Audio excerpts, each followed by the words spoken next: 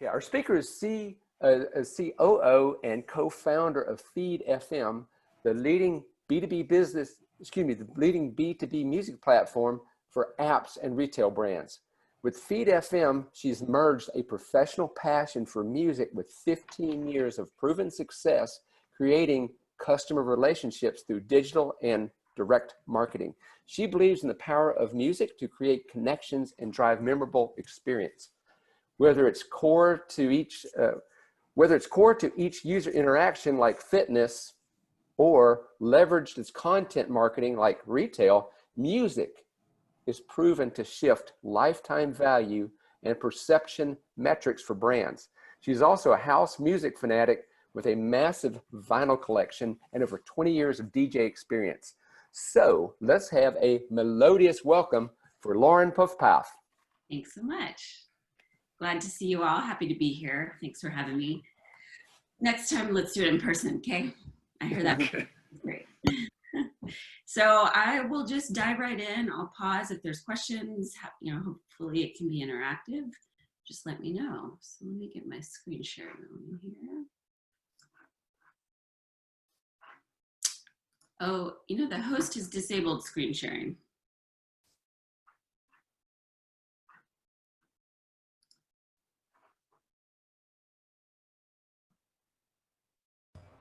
He's working on it, Lauren.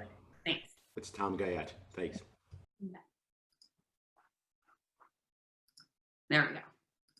Excellent.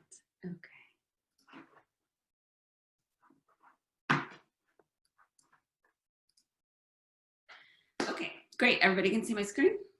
We did? Yeah, great. So again, thanks for having me, Lauren Pufpaf. I'll tell you a little bit about myself and the company, just as context for the conversation. So I am co-founder and COO of Feed FM.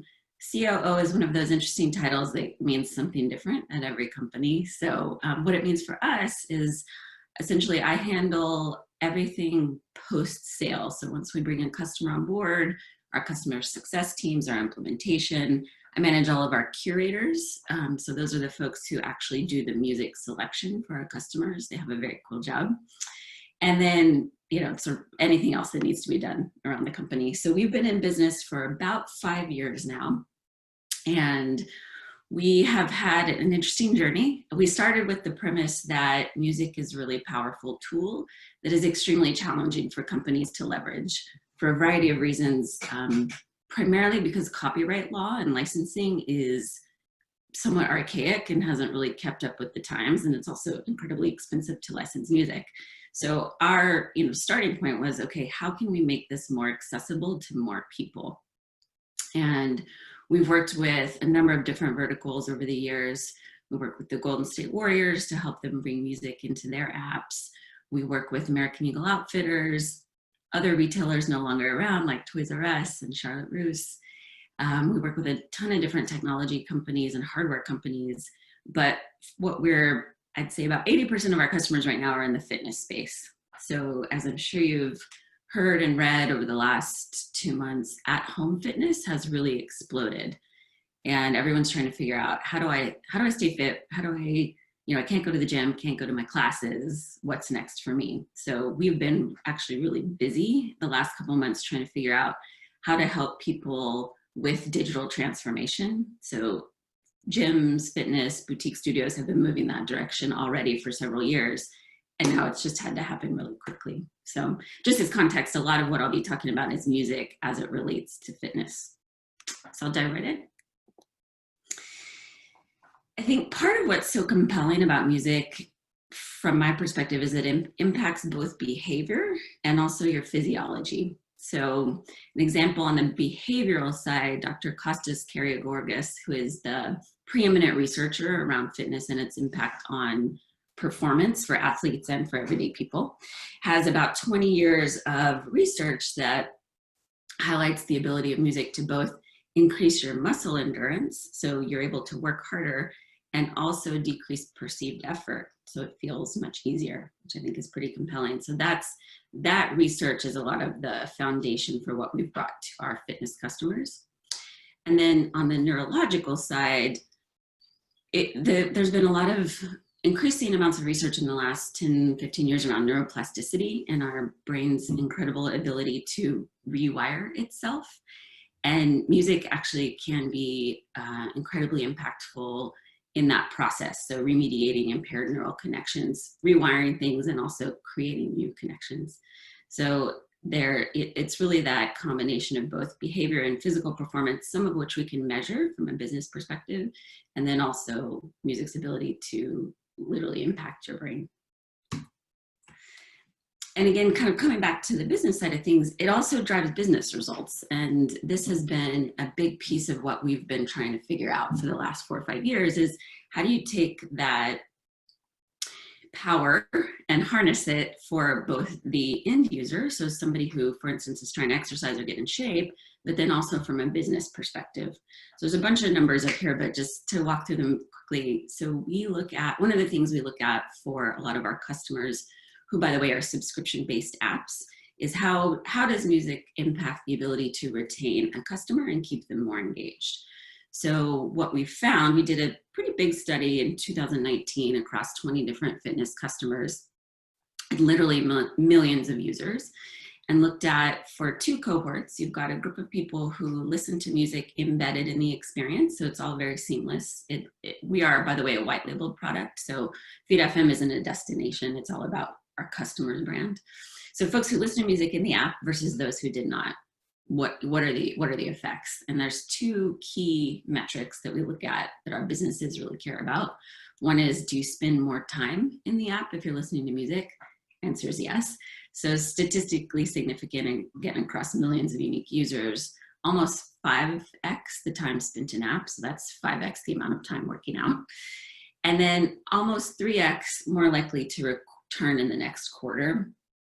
And you know, digital fitness is becoming incredibly competitive, and every additional month that you can keep a user coming back really is impactful to your bottom line. So for us, it's really changed the conversation with our customers and with our prospects to be able to measure this. We're not saying you should sign up with us and pay for music because it's interesting, it's good for your brand, although that is true. We're saying, no, this is ROI positive. We're not a cost center. We're going to help you retain customers and impact your bottom line. And so that's been, for us, a game changer in terms of how we talk to the market about music's impact. So just kind of going back to this idea of both behavioral and physiological change, wanted to share some specific results and some real world examples.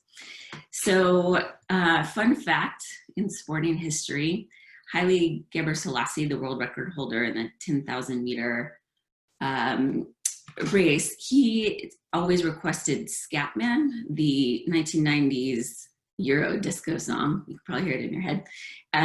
When he was running, specifically during his world record breaking runs. And it's interesting because it's the beats per minute. So 136 beats per minute exactly matched his pace and allowed him to perform better. So the rhythm was just perfect for what he was going for.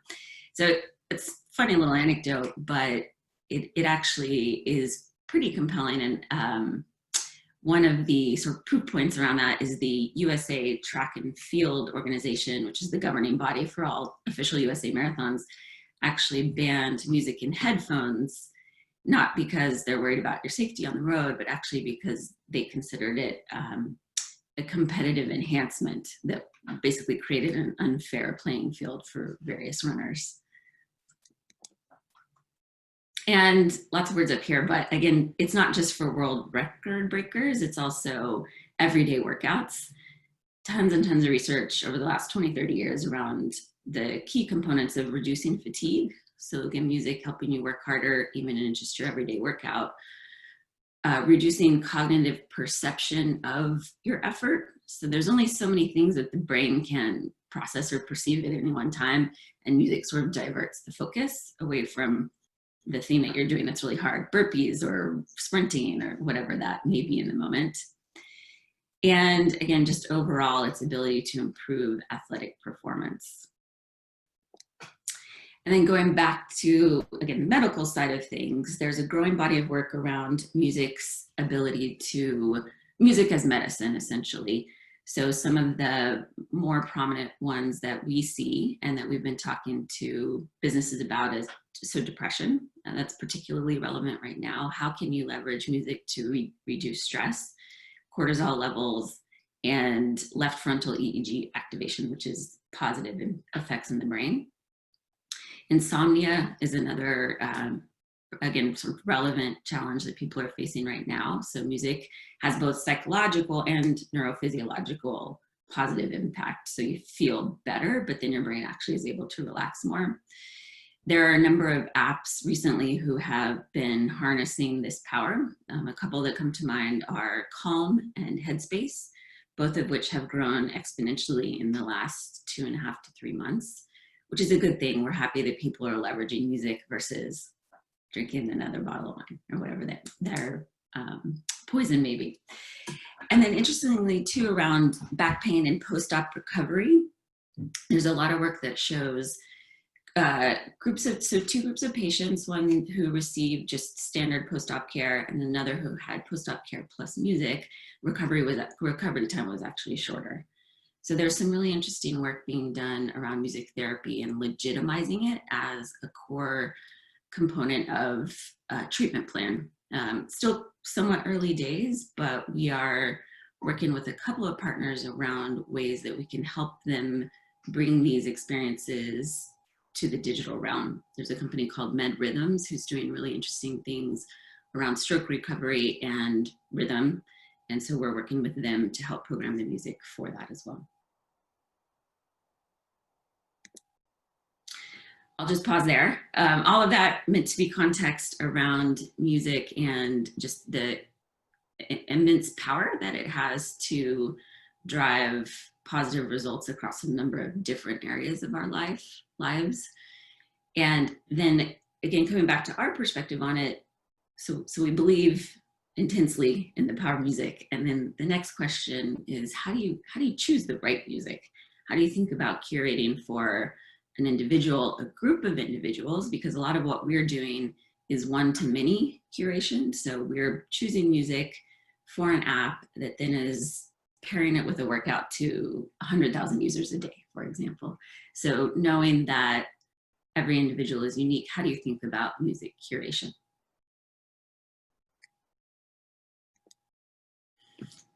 Being a DJ is hard, as evidenced by the fact that Paris Hilton, a supposed DJ, actually has somebody running the controls for her. But part of the reason why it's hard to actually choose the right music for the right person at the right time, which is our mission, is that no two people have the exact same music taste. And if you start to dig into why that may be, part of it is based on the way that we actually perceive music. And music enjoyment is largely tied to dopamine receptors. And the way dopamine is triggered in the brain varies drastically from person to person. So it's almost like a fingerprint, the way that your dopamine receptors work in your brain. So you've got a unique fingerprint for every single person for the way that they're perceiving and gaining pleasure from music. And additionally, music wakes up huge segments of your brain. It's not just one piece or one component. It's, when you're listening to music, you're perceiving acoustic features. What are the instruments? How do they blend together? You're thinking about rhythm and beat. Potentially, if you're dancing, there's motor activity happening as well. And very often you're recalling associated memories with that music. So there's just a lot going on internally as you're perceiving it. And so again, the way you react to it is really as unique as your genetic code. So it's pretty fascinating looking at EEGs and just the different areas of the brain that are activated. There's some interesting studies as well around what your processing and what's activated looks like when you are listening to music that you know and love versus something that's new. And there's a lot of works recently, especially now that everyone's working from home, around the types of music that are best for providing background when you're trying to work or do more intense information processing. And that tends to be things that you know, things that are less vocal focused, instrumentals. I think intuitively we know that. And then just one more variable to add into the pot here is there's this idea of a magic music age. So Daniel Levitin, who's done a lot of really interesting work in the field, says that there's an age typically between 14 and 24, although some research says it's more like 12 and 22, but somewhere in that adolescence range, the music that you listen to takes on an extra special resonance, and it helps shape your musical taste for the rest of your life. Which, again, if you think about the hormones that you're processing at that age, the fact that you're creating your identity, there's just so much going on. It does really truly become an imprint in your life. And so one of the music therapists that we work with in San Francisco, she leverages a lot of this information for her parents. For her patients. She's helping folks who have Alzheimer's and various forms of dementia, and finding the right music that really captures that moment in their lives and creates that emotional connection is very powerful for the work that she does. So there's some examples here. Obviously, these generational timeframes are pretty wide, so these are just examples, but you can see the difference. Good Vibrations by the Beach Boys from '66 versus a child of the '80s like me, you're thinking Phil Collins and a-ha. And it's an interesting data point that helps us as we're programming to understand who we're programming for and what that magical music age might be for that person. So obviously music's about as subjective as it gets. Maybe art appreciation could be more so, but kind of in the similar realm there. So how do you actually think about picking music for people? I manage a team of curators, and it's not an easy job. I think by the nature of who they are and the people that are drawn to this job, they have very strong opinions about music, and they have deep, deep backgrounds in music as well. Ethnomusicologists by training, actually 2 of them are. So part of the challenge to be a really good music curator is you have to put all of your personal opinions aside and think about, number one, who is this person that I'm curating music for? It's not about pulling the hottest songs off the charts. It's what is going to resonate with this person and really touch that person's feelings. There is no such thing as bad music, but you can definitely choose the wrong music. And I think we've all been there and felt that before. So again, it's thinking about the listener. Who are they? What are they doing? And what's the vibe or the energy that we're looking to create? And it's, again, just thinking about the job that they do. It is a mix of skill, because you have to have an encyclopedic knowledge of music to have a good starting point and a good catalog. But there's also obviously a lot of art to it as well. We think a lot about blending and how the music flows, particularly for certain workout modalities like yoga. It is all about flow, and how do you create a really harmonious mix and a beautiful blend. Which is a good segue about thinking about fitness music. So there's curation as a whole, but then when you think about curating for a workout, there are some slightly different nuances. So number one is, again, and not at the risk of repeating myself, it's about understanding who the person is that will be listening. So we infer everything we can from age, occupation, how often are they working out, obviously what is the modality. If you're programming for a boxing workout, it's obviously quite different from yoga or even spin. And that's where understanding the flow of the workout is really important. So we work with all of the individual trainers and instructors to understand what their intent is with that script. I think there's a common bell curve shape to a lot of workouts where you kind of start out with a warm up, you get into higher intensity, and then it cools down. But that being said, there are also lots of HIIT and Tabata and spin workouts where it's very much about alternating that intensity frequently, because you get much better impact from the overall workout. So we then understand, okay, how can music positively impact the flow that you're trying to create for that exerciser? And then there's this concept of blending discovery with familiarity. So You want music that you know and love because it tends to get you motivated and pumped up with, when you need that extra push. That being said, you also need new content to avoid environmental habituation, because our minds can get bored or habituated when you're working out, not just when you're working in spreadsheets. So it depends. For us, it kind of depends on the workout and the brand that we're working with, but we, just as a rule of thumb, tend to do about 75% what we would call familiar, so more known artists or more known songs. And then 25% will be something new to keep your energy going. And it's interesting, I'll just do a little sidebar on the idea of discovery of music in fitness workouts. So the music industry has, I'm sure you all know, has changed drastically in the last 10 to 15 years, particularly with the rise of streaming. Artists and labels are increasingly having a hard time, figuring out how to make a living just with streaming royalty rates, because they're actually quite low. So touring was a big piece of that previously. Obviously, concerts aren't happening right now. So there is increasing interest from the rights holders, both the artists and the labels, around the idea of using fitness platforms as a way to introduce and push out new music. So you've got a somewhat captive audience. They're looking for obviously looking for some fresh content. So using fitness and workout apps as a platform to actually release new songs, get some market intel, and just get additional visibility, and at the end of the day, royalty payments for their artists as well.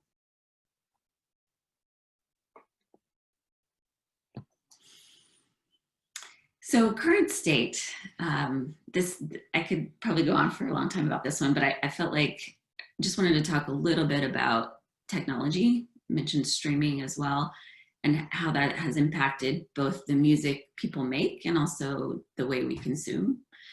And, think about how the last 2 months or so of the pandemic and shelter in place have impacted music consumption as well. Absolutely, there's no question that streaming has changed how we listen to music. So the number from Spotify is that their users discover on average 27 new artists a month. It's a lot of new music. We don't have all of a sudden tons of new time for music. In fact, if anything, most people right now feel like they have less time to dedicate to it. So the staying power goes down. It's easier for an artist to get into your rotation, to sneak their way into a playlist, but it's harder for them to stay there.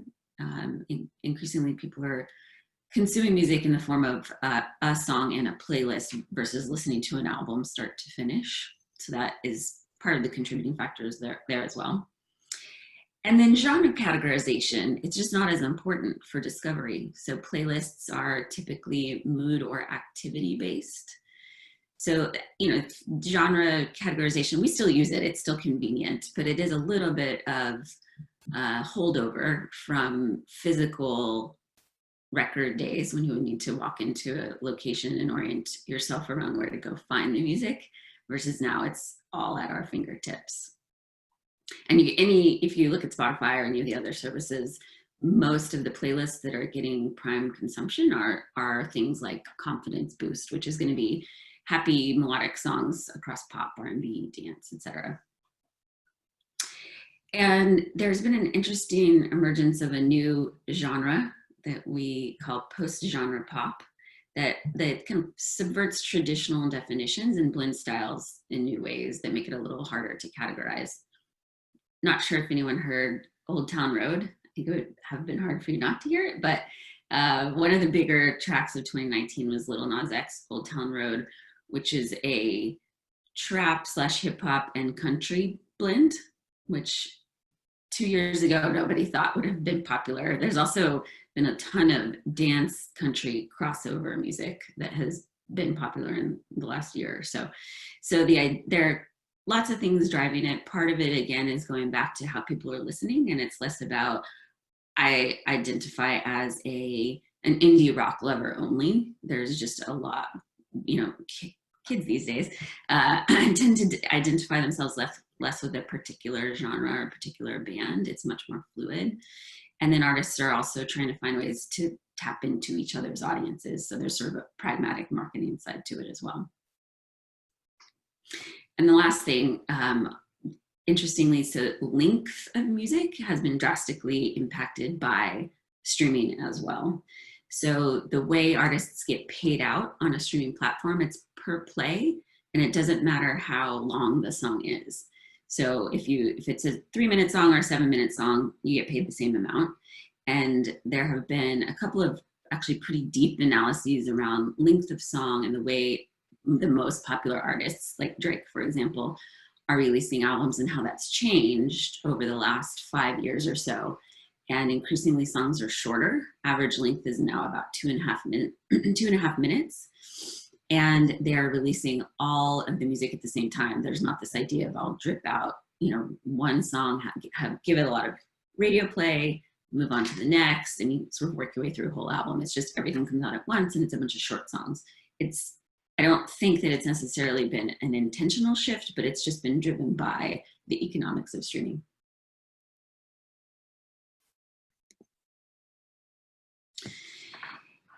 So we at Feed FM, we work with a company called Chartmetric pretty closely. They do basically aggregate data across all of the various ways that we track music. So it's sort of like Billboard on steroids. So this is Spotify data, but they're sort of pulling it from all across consumption from YouTube, across the internet, and then chart data as well from Billboard. So they actually shared some really interesting data with us last week that I wanted to share as well, which is that classical and ambient music have seen a pretty massive spike in consumption in these challenging times over the last 2 months. So small type here, but on the left there, we're looking at ambient music, which you see start to spike right around mid-March. It was, I think, March 12th, which is when Google searches for the term coronavirus hit an all-time high. That was all that was on everyone's mind. Shelter-in-place orders are starting to happen. And you're seeing a dip now in April a little bit, but just a massive uptick in consumption of ambient music in general. And similarly, if you look at classical, which is on the right, similar time frame, right around mid-March, consumption shoots way up. So to normalize that or compare it against just overall listening habits, we saw pop and hip hop, which are the two most popular genres on Spotify, basically stay the same. There's been no change in consumption there. So, that I think it's good news that people are turning to both of these genres. And, the way, again, kind of going back to music therapy, one of the advantages that everyone talks about is there are no side effects. Unlike most pharmaceutical solutions or options, this is a net positive tool that we can use to help us reduce stress levels. And we're seeing that people are turning to it, which is good news. So there was a lot going on there. It's a big topic to take on, but I think the things that I wanted to leave you with are, number one, music really has the ability to positively impact both our behavior and our physiology. And as a result of that, it also has the power to positively impact business metrics. So we're pretty bullish on our ability to analyze that from an ROI perspective and are finding new ways to apply it. As I mentioned, we've worked with a lot of different verticals, pretty focused on fitness right now, but really excited about digital health and music therapy in the digital realm as kind of our next focal point. Music taste is obviously incredibly specific and personal, which I think we all just know intuitively, but when you look at our brains, it becomes obvious why. And then you factor in your own personal timeline, your experience, your age, and you get just this really interesting concoction of factors that creates your unique taste, which all of this leads to the fact that music curation is extremely delicate art and skill. We're starting to be able to leverage algorithms and technology to help us curate better and faster. That said, we are firm believers that you always need a human involved. So there's been a bit of a debate in the market around human curation versus AI and who can do it better. We believe both, but ultimately at the end of the day, you need a person to be the arbiter there. And as the way that we consume music continues to evolve, it also impacts the music itself, which is fascinating. You can trace it all the way back to, length of music. When LPs were introduced, songs got longer because suddenly you had the physical format that enabled that. Now in streaming short attention span consumption mode, songs are getting shorter. It's interesting to see how the distribution method really changes the actual form factor of the music over time. And, music is more important than ever in our lives right now. I think particularly as we try to figure our way through everything that's happening in the world, it is a tool that we can lean on and leverage in a lot of positive ways. A quote that I love from Billy Joel is that music is just inherently healing, and it's something that we're all touched by. It's universal no matter what culture we're from, and it is a unifier and brings us all together. If anyone's interested in hearing music I listen to or DJ, you can check out my Mixcloud profile, and obviously would love to hear from any of you as follow-up. Terrific. Thank you so much, Lauren. What I'm going to do right now is take back the hosting privileges so that we have more screens so that you can actually see people that may have a question. And so if you have a question, please unmute yourself and ask away. Lauren, hi, this is Fred Stambaugh. I hope I'm not stepping on somebody else in speaking right now, but I can personally attest. I mean, I'm very, very low grade in terms of using music with my workouts. But the thing I found for years has been really helpful is that if you have a song, particularly if you're doing an exercise with pacing, like walking or riding a bike or something like that, music will help you keep the pace up when you start to get tired. Yeah. So you're starting to slow down. But if you got the song with the right speed of the beat, it could keep you going and remind you that you're subconsciously or unconsciously starting to slow down. It's really, really great for that. It really is. And so there was a study from the Journal of Sports Medicine that came out in 2015 that took two groups of cardiac patients who were recovering. They went through the same rehab procedures, except for one group, they gave them iPods loaded with music that was matched to their walking or running pace, and the other group didn't receive it. And over the course of 3 months, the music-enabled group were exercising 70% more than the non-music enabled group. I just thought that was so compelling. And both of these people are like, their lives depend on the exercise, but with the music, it was 70% more exercise. That's great. Yeah. Cool talk. Thank you. Thank you. Hey, Lauren, David Wall here. Fantastic presentation. Absolutely wonderful. I have a couple of questions. One is, so my kids, for example, are in their 20s, and they listen to music constantly, way more than I ever did or ever do, even though I try to listen to as much music as possible. My son in particular probably likes more music from my era than his era, but he still listens to his era. Yeah. And so how do you go about choosing music for somebody like that? Because, for example, it's not an age specific thing. He was born in the 90s, but my God, he's far from a 90s music type of person. He's all over the place. And then the second question I have is regarding sports. The equipment now is still a little kludgy. I don't know what word to use. Yeah, we're putting stuff in your ears, and you have kind of a big phone that you have to connect to, and it kind of hampers your ability for some sports. So where are things going in from a technology standpoint to streamline that and make it easier? Yeah, that's a great question. We work with a lot of connected fitness companies. That's sort of a generic term, but folks like The Mirror and Tonal and Life Fitness and Nautilus, and all of those folks are trying to figure out how you integrate hardware, whether it's a bike or a treadmill, or in the case of The Mirror, an actual mirror, that has both your coaching and the audio all connected. And figuring out how to stream those things together so that it's a more consistent experience. Nobody's figured out earbuds or headphones, to be honest, unfortunately. Right.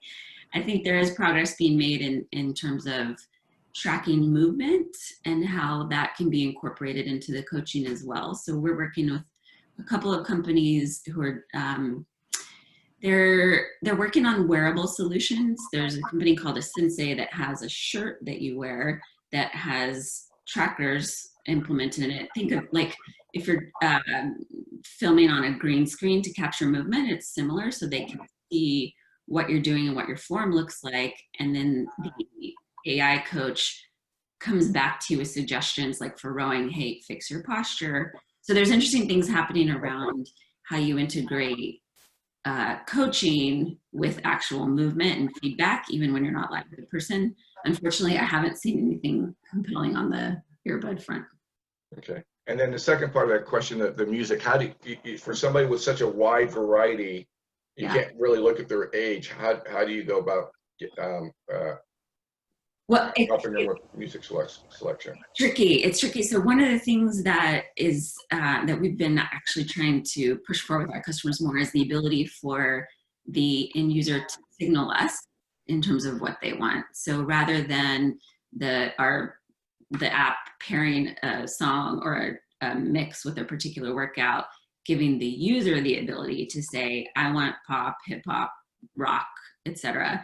And then on the back end, we've programmed all of those different genres with the appropriate intensity and BPM for that workout.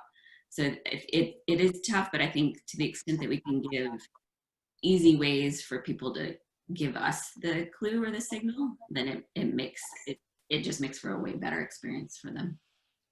Okay. Lauren, hi. My name's Annie. I'm one of the younger, or the youngest member in the club. I'm 25, and I can attest that I listen to Spotify typically between 8 and 12 hours a day. Yeah, music is extremely influential in my mood. I'm also a competitive marathon runner, and I can also attest that music has a massive influence on how I'm able to run. So it was really interesting to see that. What do you see in the future of kind of the transition of music therapy as being seen, maybe by some, I disagree with this, as like a soft science? Like where are we in the transition of doing longitudinal, really rigorous scientific studies to actually prove both on a neurological level and on a physical level the impact the music is having on our physiological abilities? It's early in terms of where we're at. There is definitely still a segment of the medical population that thinks of it as 2-point soft or even new age. I've heard that term before. So it's early. I mentioned a company we're working with called Med Rhythms that's in process of getting FDA approval for their digital therapeutic solution that involves music.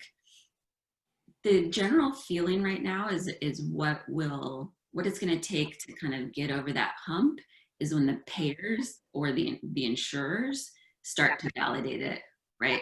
Health insurance companies beginning to validate music therapy. Yep. Yeah, that's exactly right. So that's something that a couple of the folks that we're working with are actively trying to, so they're getting the research in front of the payers, and that's what's ultimately going to bring it to, I think, wider acceptance. But it's definitely early days. Lauren, this is Pat. Have you done anything in terms of meditation music, and what do you say about that genre? We do. So we do lots of meditation music programming and yoga as well, which are different, but sometimes go hand in hand. Let's see. There are two kind of trains of thought with both meditation and yoga music. One is that it should be purely background to help you, focus, get out of your thoughts, etc. Another is that it can be actually an instrument in guiding you along the way. So both for meditation and yoga, we sort of group it into two separate buckets. For yoga specifically, there's pure ambient, think gongs, Tibetan prayer bowls, things like that, versus something that has a little bit of a beat to it that's going to help you with your rhythm and your flow. And similarly for meditation, it's that they're both buckets. So there's a pure ambient and something that may sort of draw you through a guided meditation. But we do a lot of meditation programming now. In fact, the vast majority of the fitness apps that we work with have started to offer it just as part of their overall content. So you've got your HIIT, your boxing, your spin, all those things, but also meditation, which we're happy to see. It's a good thing. Lauren, is the industry involved with people who have developmental disabilities coming to you for assistance? In limited fashion, to be honest. There are a couple of music therapists that I mentioned that we work with in San Francisco, and that's stuff that work that we do with them is purely pro bono. From an organizational perspective, we have not really found a way to help that market en masse yet. Lauren, can you hear me? Yes. So I have two, this is terrific for me. I have used music in my psychotherapy practice, but I'm not sure I knew what I was doing, but it worked. I mean, I knew it worked, but with adolescents, you know, they come into psychotherapy and they don't want to talk. Right. And for years I would say, okay, next time I want you to bring in 2 or 3 of your favorite songs. And they'd play them. Mm-hmm. And without question, whatever the song was, somehow they would start talking afterwards. Mm-hmm. And then the other instance is pain. So about 3 years ago, I injured my back, and it just so happened we couldn't do the surgery for 6 days, and I couldn't move.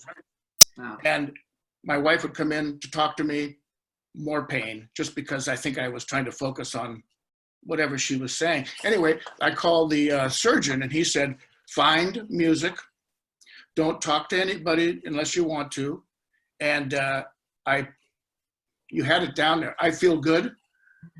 I just played that on a loop tape. That's all I did, and somehow I got through the week. I mean, so pretty amazing. Pretty amazing. I'd love hearing why all that is the case, but thank you. Yeah, and it's both post-op and pre-op. Yes, absolutely. And he had me bring the tape to the surgery, and that's what I fell asleep to. That's amazing. Yeah, there was a study, I forget who put it out, from around 2015 that showed that music pre-op had as much or more impact on stress levels as a Valium. That's so cool. Amazing, isn't it? Hey, Lauren, I've got a question. This is Chris. Have you done any work or have any observations or thoughts about voices, just voices, and their impact?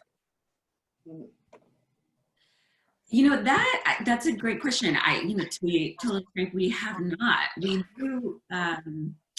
We do work with some voice talent to help program for some of our customers when they're looking for, like audio coaching and audio instructors. But beyond, and that's kind of a soft skill as well. So trying to figure out what feels right for your customer and the brand, just in terms of that voice talent. But we don't have a lot of, or I at least haven't done a lot of analysis around why someone works. And you know, the reason I bring that up, I'm sure it's true for many of us, but people's voices evoke certain responses and reactions, receptivity or otherwise. And I thought this was just a perfect marriage with the music. On that note, Lauren, have you explored ASMR as, I don't know if you could explain, or I can explain what that is for the folks here who aren't aware what ASMR is. Have you explored that as a therapeutic technique? We're super interested in it, but we haven't. So we're a pretty small team. I'll just preface that. So there's 12 of us, previously based in San Francisco, now all over the Bay Area and actually all over the country. So we're a small team, but it's on our radar. It's on our radar. Absolutely. For folks who don't know what ASMR is, it's autonomous sensory meridian response, and it's essentially like listening to really, I don't know, how would you describe it, Lauren? Like evocative noises? Yeah, which sounds sexual. It can be, but it's like things like someone whispering or someone crunching chips, certain sounds that we really respond to that aren't technically music, would you say? Like they're just like Velcro. Like, Yeah, just like certain kind of very distinct sounds. I don't know. Anyway, super interesting. It's super interesting. We actually just saw some stats recently around ASMR videos on YouTube and how it just in the last like year, yeah, they've gotten extremely popular.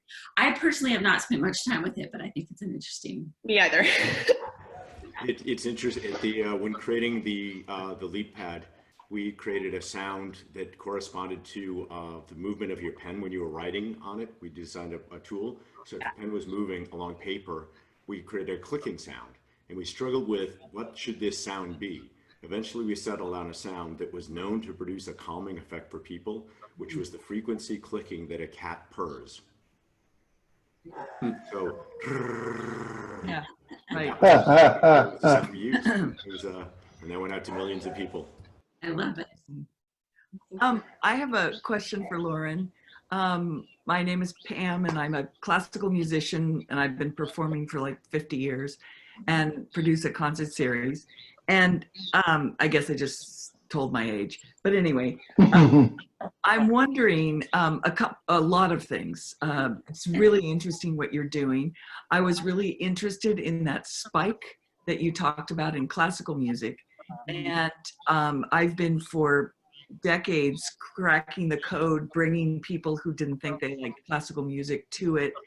I love it and I'm passionate about it, and been pretty successful doing that.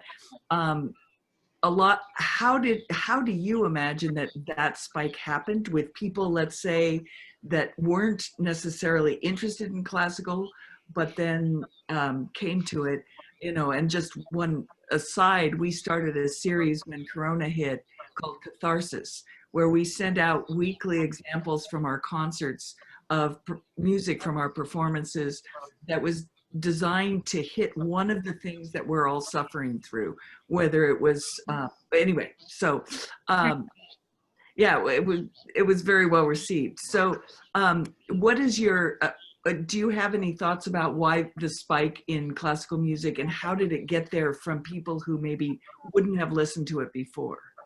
Yes, so definitely have thoughts about it. We just published this week on the blog on our website a piece called Classical Gateways, and it's very comprehensive, but meant to look at the last 300 years of classical, and we pulled out 30 specific songs to help people, not assuming that they have a bias against it, but I think to your point, particularly on the younger generation, folks may not be as familiar with it. So the idea is just find like representative pieces across 300 years to get them sort of pull them into the genre. Right. So yes, think about it a lot. Part of that spike was just driven by, again, the distribution methods. So Spotify was highlighting classical playlists and stress relief playlists. And so that because, and it's a little scary how much power they have to drive consumption, but it is obviously a powerful platform. So that was part of it, is just that they elevated the visibility of it, and we're trying to get more people, get it in front of more people who might not necessarily go there naturally. Where can I find the series that you mentioned? It's on our website, gccpmusic.com. Yeah. Man, could you repeat that? I think it was jccpmusic.com. G is in gold. We'll send it out to everybody. I'll attest to the fact that it's fabulous. Lauren, is there any albums? There used to be sometimes a cryptic message or a subliminal message that is recorded. Any of that going on with the digital age now? Not that I'm aware of. There's the concept of Easter eggs, which are just basically like little, not subliminal, but hidden inside jokes, or sometimes you'll find like an extra bonus track on a particular release. So that concept of Easter eggs I do see, but less so subliminal, unless we just don't know that's happening. That's very possible. Thanks. Lauren, this is Conrad. Aretha Franklin certainly played a huge part in the Warriors' success over the years, even in the doldrum days. and was very popular in my generation. Is she still popular? Absolutely. Yeah, absolutely. And part of the reason why, coming back to playlists and how things are put together, I mean, she, as like Queen of Soul, is definitely present in all classic and Motown, or any Motown playlists. So yeah, she's still very popular. Hopefully her legacy will continue to live on. And a lot of sampled music now, so particularly on the hip hop side, she's still sampled all the time. So that kind of exposes a new generation to her music as well. Thank you. Hopefully that persists. Lauren, it's Rich here. I'm going to talk about the dark side of this for a moment. I know, I don't know about anyone else, but I've about had it with TV commercials with drippy piano music, all trying to manipulate us into thinking that a car company or somebody else gives a rat's behind about us and are there to help us remember to buy their product. So the more general question is there anything that factors into this where assistance crosses the line into manipulation? And well, I'll leave it at that. Is that a concern for you? I mean, that's a tough question. So I think music as part of advertising is going to stay here for a long time. We actually, because we work with a lot of artists who actually reap the benefits of that, who, let's say a mid-tier band who is having a hard time making money from their recordings can sell a song to Apple and get it in a commercial, and that changes their economic trajectory. So I think from the artist perspective, it can be a positive thing. In terms of music and leveraging the song that is super popular right now to help sell your product, I don't think that's here to stay, unfortunately. No, I don't doubt that at all. And I guess that from both sides, both from the consumer side and from your side, I guess there's that not so fine line between setting a mood and and the workouts, trying to get people to do things they want to do, and trying to then manipulate people to doing things they might not otherwise do and possibly don't want to do. I know you're in the business of the former. Yeah. But I just wonder, is that a thought of where does it cross over from being like the force, the good side and the dark side? Yeah, it's so the idea of selling out is something that doesn't exist the same way it used to, I think. And so, the brands and artists and bands who sort of protect their music and keep it from getting into the hands of advertisers or agencies that would potentially manipulate it, that has gone. That concept of selling out has kind of gone away. And like I said, people are leveraging it as a way to sort of build and grow their careers. So I think, I actually have an advertising background as well. I did marketing for a long time. And while I think there can be certainly a manipulative side to it, we focus on the light side of what we're trying to do. If you increase dopamine levels, which music will do, it will make people more receptive to your message. So that's why certain music, I think, in advertising is directed at the age of the population that they want to buy it, right? So you feel something good, and then okay, I'll buy that. Yeah. Just like on drugs, you'll buy it if you're high. I mean, it does happen. Brad Davis, I see that you've been unmuted for a while. Do you have a question? I do not. Okay. Although I have a comment. Okay. I'm thinking about Aretha Franklin and Conrad's comment. Google Aretha standing in for Pavarotti. We saw a concert several years ago with the New York Philharmonic where Pavarotti was the guest artist. Throat problem, something, couldn't make it. Out on the stage comes Aretha and brought the house down. Oh, cool. Amazing. Take a note. Frank Dunn, I see you're unmuted. Did you have a question? Yeah, Lauren, this is Frank. I was curious about your thoughts on parents playing music to the unborn. Yeah, so I have a 2-year-old, and while I was pregnant, I did a lot of research around that. And what I found or concluded based on the studies I read is that it doesn't necessarily, there was an assumption that it needed to be classical.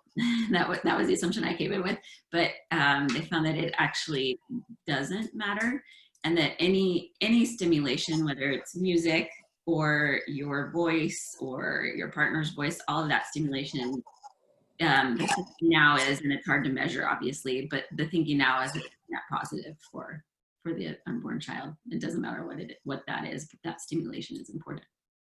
We have time for 2 more questions. Dave Wall, I see you're unmuted. Yeah, Lauren, so businesses, have you had very much luck going to a corporation and having them incorporate music as part of their business? So the route that we have taken to that end is through corporate wellness.